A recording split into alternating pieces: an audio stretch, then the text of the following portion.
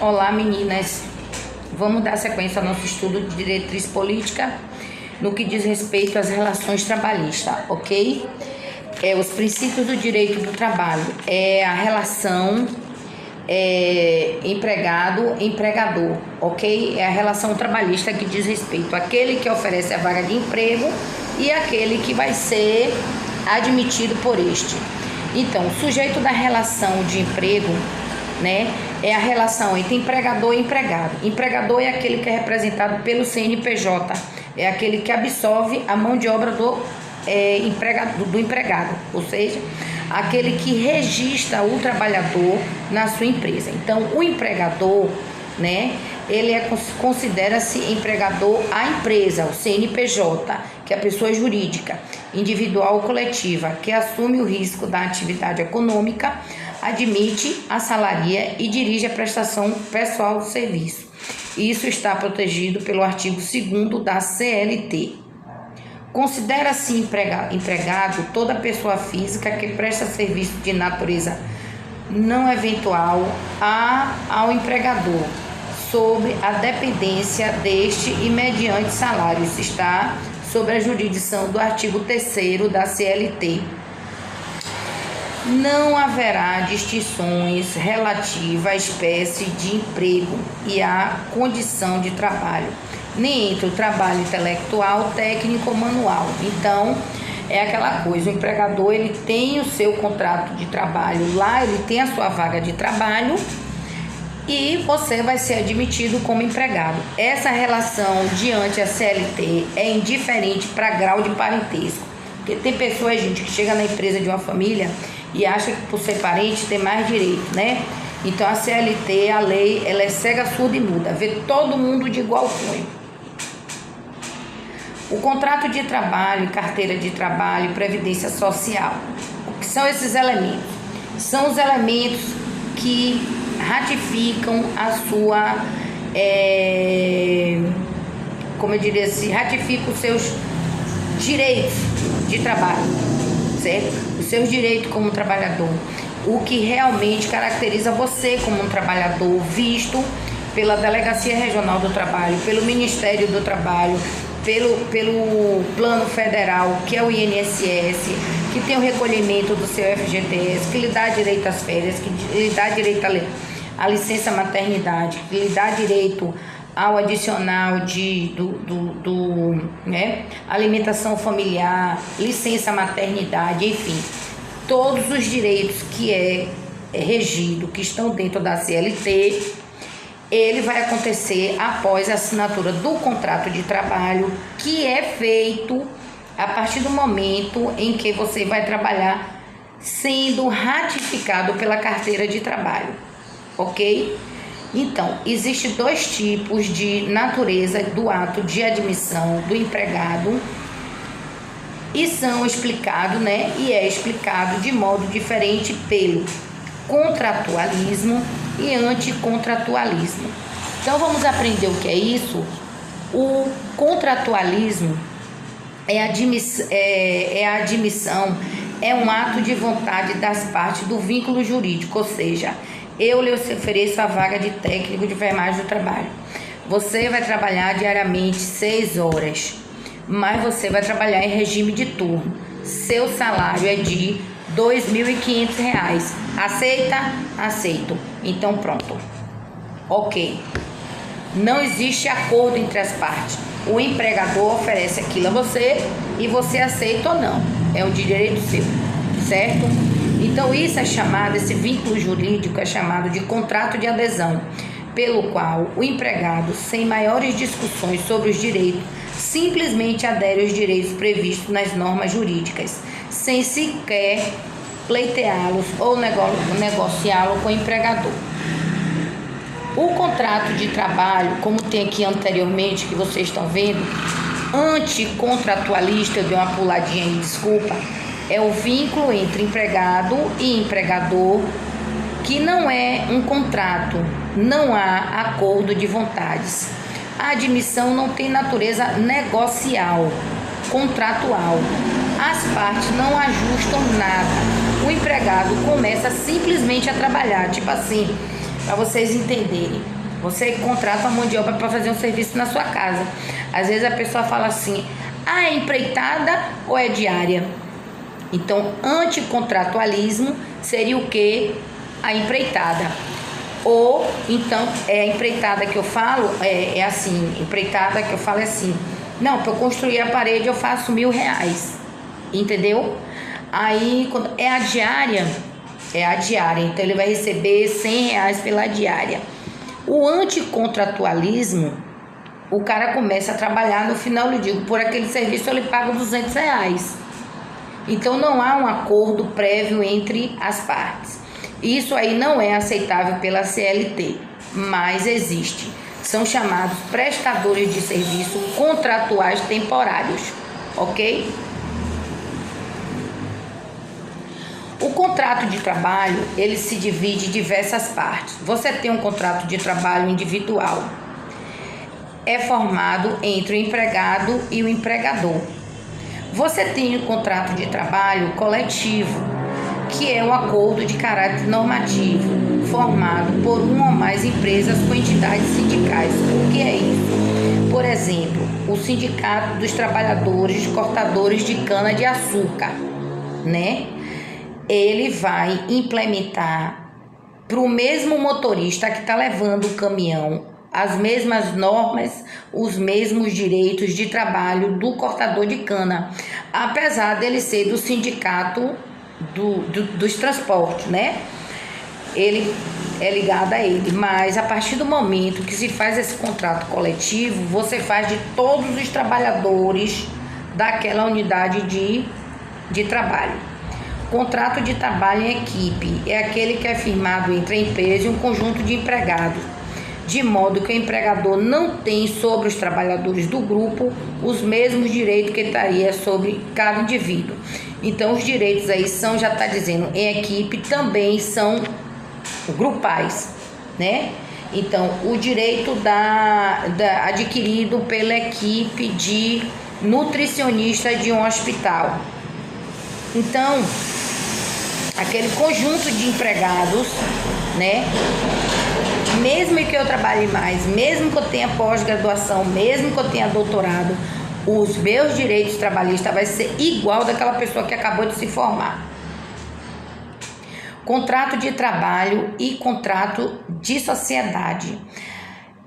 Há trabalho comum e também a intenção comum dos sócios de compartilharem lucros e assumirem as perdas e os riscos do empreendimento.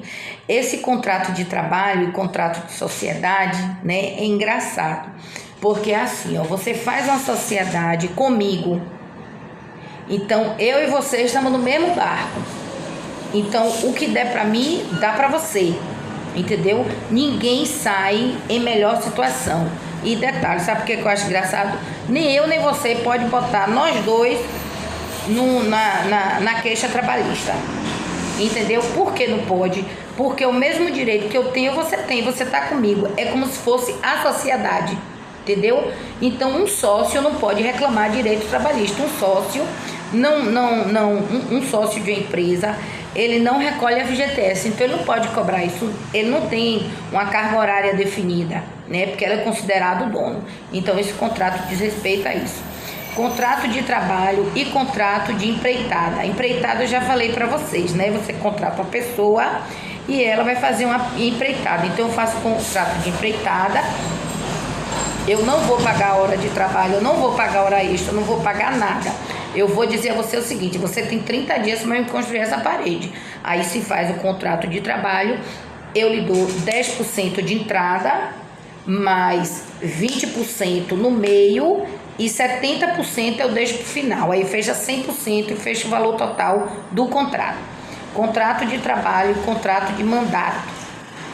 Tanto em um como outro existe vínculo de subordinação jurídica a quem remunera os serviços. No entanto, o vínculo é de subordinação, ou seja, aquela pessoa que é contratada sobre esse contrato, ela não está ligada diretamente às normatizações da CLT, o que diz respeito ao artigo 3, né? Então, o que é que acontece? Esse indivíduo aí,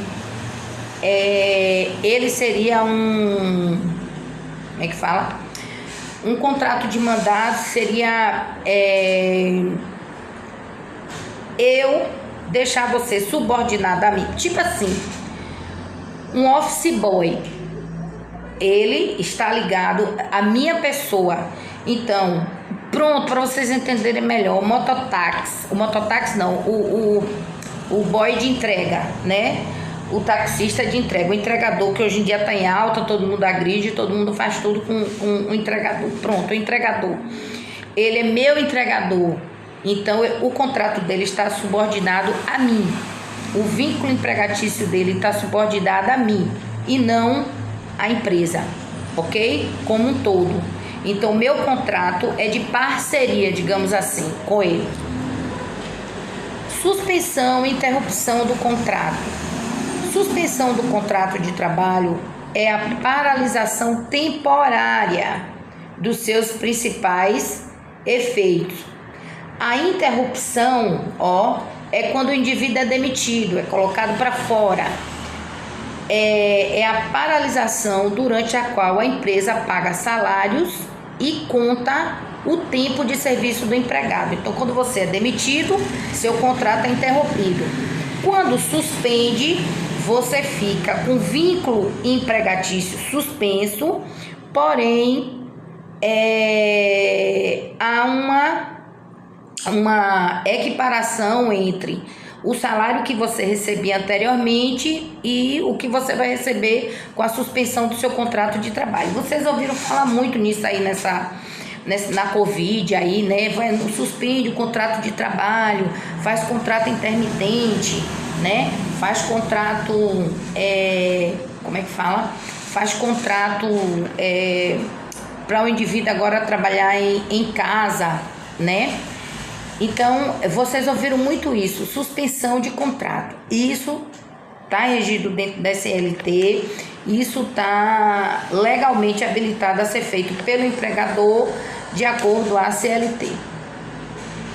A transferência de empregado. Gente, a transferência de empregado, ela está regida muito bem no artigo 469 da CLT.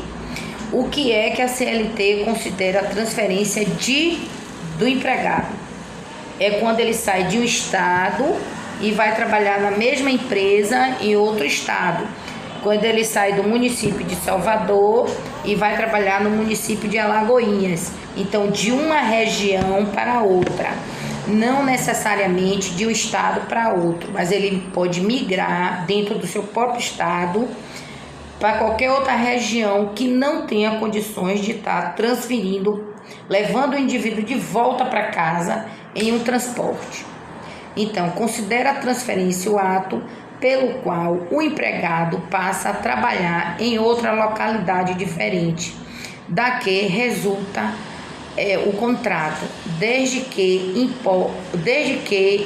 importa em mudança do seu domicílio. Então, o que é que acontece? Exatamente isso que eu falei.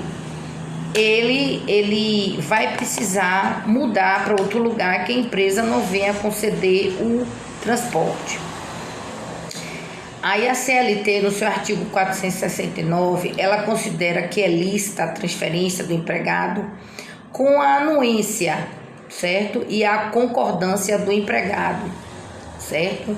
Aí é que é legítima a sua transferência. Sem sua anuência, é lícita a transferência em caso de necessidade de serviços. Ou seja, pode ser temporária essa transferência também. Bom, você vai passar 3 meses lá no Rio Grande do Norte porque a empresa está precisando. Posteriormente, ele pode voltar ao domicílio dele. Bom, eu estou abrindo uma empresa lá em Natal, então eu preciso de uma pessoa que desenvolva a sua função para dar experiência lá ao pessoal. Então, você vai ser transferido, digamos assim, em definitivo, mas é superior geralmente a 1 ano, viu? Essa situação. Então, o que é que acontece? Quando, né, existe esse tipo de transferência, então A CLT, ela considera lícita a transferência em caso de necessidade de serviço. Agora, porém, para isso, precisa que haja um pagamento adicional de transferência de 25% e ocorrendo a extinção do estabelecimento em que trabalha o empregado. Ou seja, a empresa ela vai fechar aqui. Aí eu preciso, se você aceitar, você vai ser transferido para Natal. Para isso, a empresa tem que lhe dar um adicional de 25% em cima da sua conta, para que você... É como se fosse uma multa, um pagamento de uma multa que a empresa faz. Ela não vai lhe demitir, ela vai lhe transferir. Então, ela tem que colocar em cima do seu adicional trabalhista 25%. Já no artigo 543, há o impedimento da transferência pela CLT, certo? Quando ocorre a transferência de empregados eleitos para cargo de admissão sindical, tipo a CIPA. Então, você foi indicado para ser membro da CIPA, né? Que é uma Comissão Interna de Prevenção ao Acidente, que é um comitê interno de prevenção ao acidente, que foi eleito lá na cidade de Alagoinhas. A empresa ela é impugnada de lhe transferir, você não pode ir para lá, porque você vai estar fazendo parte de um grupo, de um comitê que representa os trabalhadores dentro daquela empresa. Então, a CLT ela não admite essa transferência, muito menos para você fazer parte de algum sindicato interno. Por exemplo, para vocês entenderem, petroquímico, tem gente que trabalha em Salvador, mas tem um sindicato dos petroquímicos, a base, lá na RLAN, na refinaria Landulfo Fual.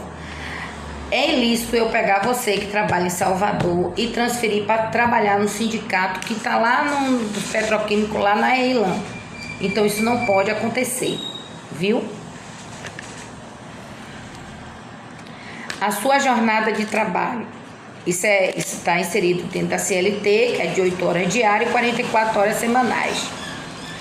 Agora, no caso dos empregados que trabalham em turnos ininterruptos de revezamento, a jornada deve ser de 6 horas. Detalhe: se você é técnico de enfermagem, trabalha de 7 às 13, de 13 às 19, de 19 às 7 da manhã do outro dia.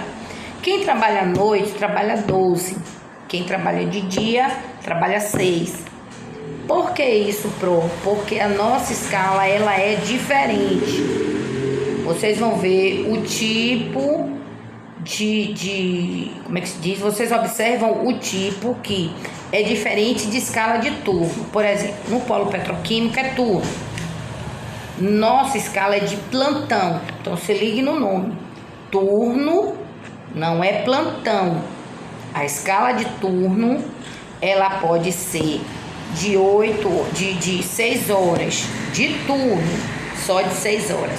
A escala de plantão é uma escala que ela pode ir de 8 a 12 horas, ok? Então, geralmente a enfermagem, ela trabalha dessa forma que eu falei. Agora, quando você vai para uma empresa, isso muda. Porque quando você passa a ser um técnico de enfermagem de trabalho, você vai ser regido pela CLT e não pelo Sindsaúde, não pelo COFEM.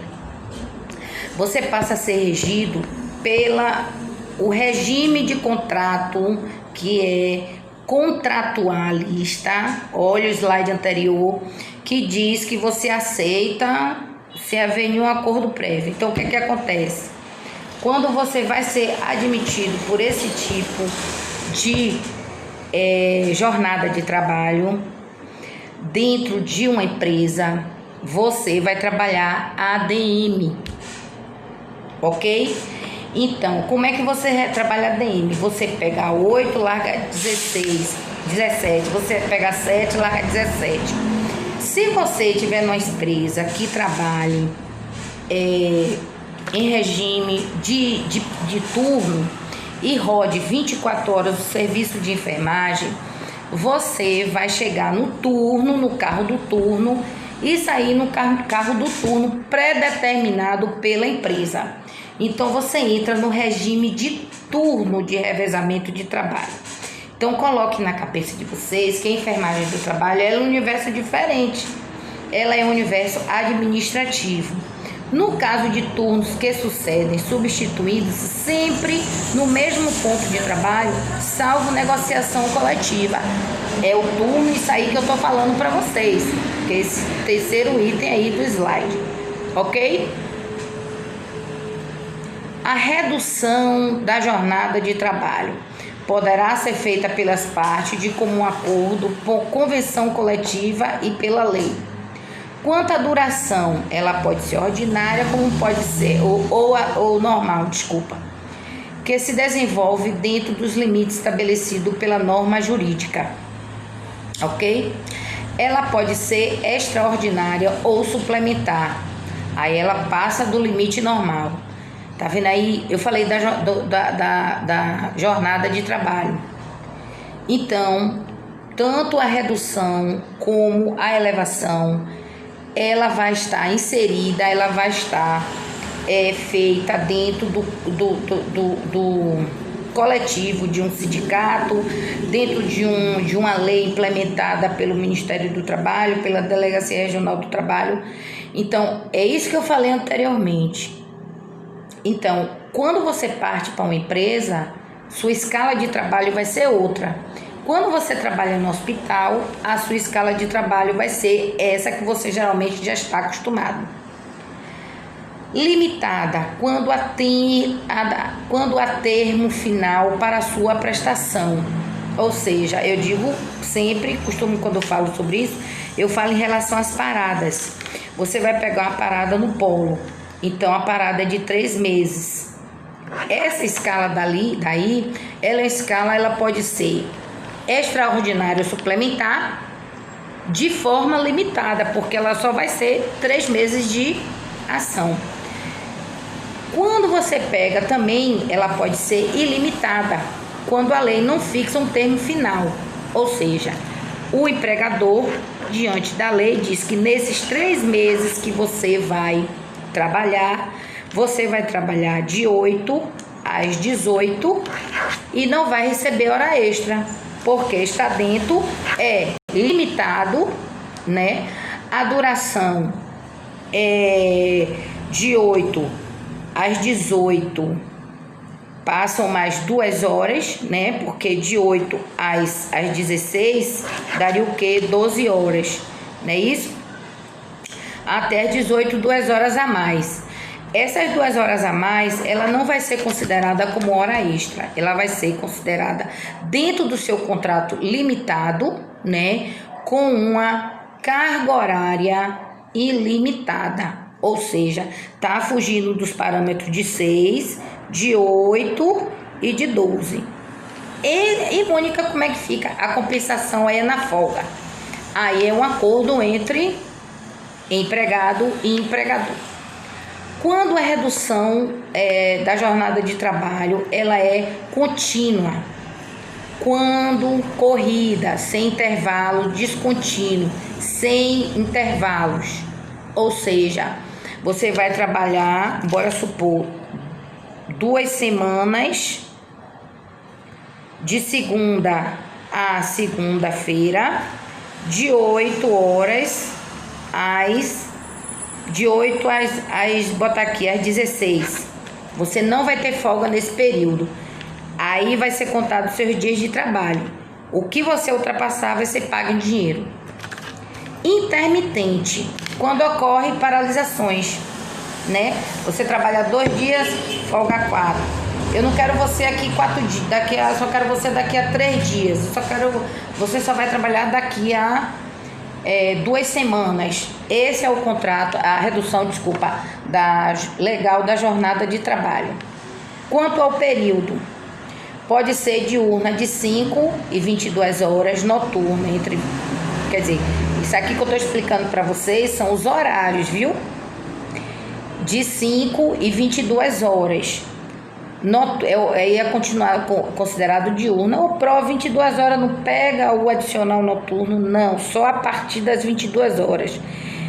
Então, quando você recebe seu salário no hospital, que você vê adicional noturno, ele começa a ser contado a partir das 22 horas. Até as 22 horas é dia para o Ministério do Trabalho, para a CLT. Noturna, de 22 a 5. Mista, quando transcorre tanto no tempo diurno como noturno. Quanto ao período em revezamento, semanal, quinzenal, quando um período no período de trabalho, há trabalho de dia e outro de noite. Aí é que a gente se enquadra na área de hospitalar. Você dá manhã, aí na outra semana, aí no outro dia você dá tarde e no outro dia você dá SN. Essa é chamada escala mista, viu?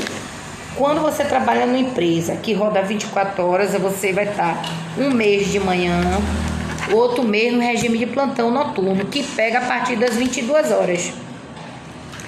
Quanto à condição pessoal do trabalhador, será a jornada de mulheres, de homens, de menores e adultos. Isso é uma legislação específica. A mulher, quando ela está na fase de, vocês entenderem, de amamentação, ela pode sair ou chegar 2 horas antes, né? Homens que estejam fazendo algum tratamento, tem algum problema de saúde, também a carga horária pode ser reduzida.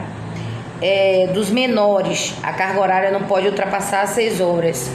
E de adultos, de acordo ao que tem a necessidade. Por exemplo, tem gente que reduz a sua jornada de trabalho porque tem que estar às 6h30 numa faculdade, né? Aí faz um acordo patronal aí, um empregado e empregador.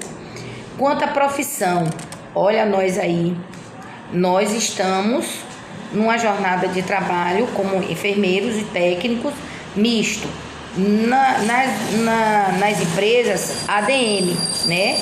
Vai trabalhar, como eu disse, de 8 às 16, ou de 7 às 17, ou de 8 às 17. Vai folgar sábado, domingo e feriado. Quanto à remuneração, aí vai ver se sua jornada de trabalho é aquilo que eu falei, uma pessoa que precisa sair mais cedo. Aí vai ver se essa jornada vai ser com remuneração ou sem remuneração. Vai ter, vão abater essa 1 hora, 2 horas que o trabalhador deixa de ter durante a semana, né? No caso, ele 5 dias da semana, ele indo 1 hora antes para sair da empresa, então por semana ele tem 5 horas, né? Então vai ver se essa vai ser uma jornada com ou sem acréscimo salarial, certo? Ou como ele pode estar passando essas 5 horas, sendo o caso inverso, né? Ele tendo que ficar até mais tarde, aí caracteriza hora extra. Quanto à rigidez de horário, a jornada inflexíveis e flexíveis. Estas últimas não são previstas pela lei brasileira, porém a lei não impede que sejam praticadas.